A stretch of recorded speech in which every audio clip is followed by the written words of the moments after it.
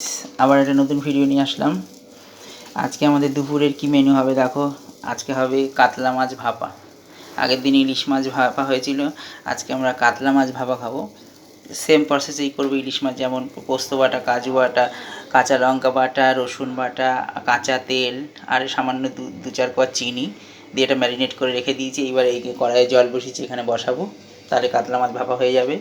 আর উচ্ছে ভাজা হয়ে গেছে, ভাত হচ্ছে, আর হয়েছে পনির দিয়ে, আলু দিয়ে, ঝিঙে দিয়ে তরকারি।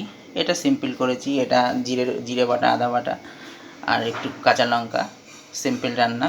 এটা দিয়ে ঝিঙে আলু আর পনির দিয়ে করেছি। এই যে পনির, এই যে দেখো পনির, বড় বড় করে পনিরগুলো আগে ভেজে নিতে হবে, তারপরে আলুটা ভেজে নিতে হবে। তারপরে তেলে টমেটো, জিরে গুঁড়ো, আদা বাটা, ধনের গুঁড়ো আর লঙ্কা আর একটু কাশ্মীরি লঙ্কার গুঁড়ো দিয়েছি কালারের জন্যে করে।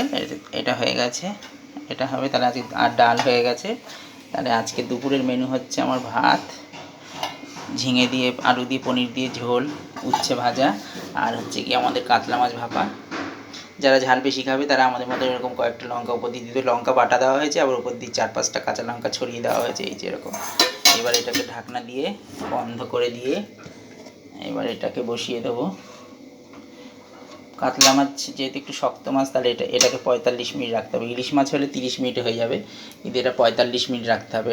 এটা টাইমিংটা একটু বেশি লাগবে, আর আঁচটাকে সিম করে দিতে হবে। তো আজকের মতন ভিডিওটা এই পর্যন্ত। যদি ভালো লাগে like, comment, share and subscribe. আজকের মতন টাটা।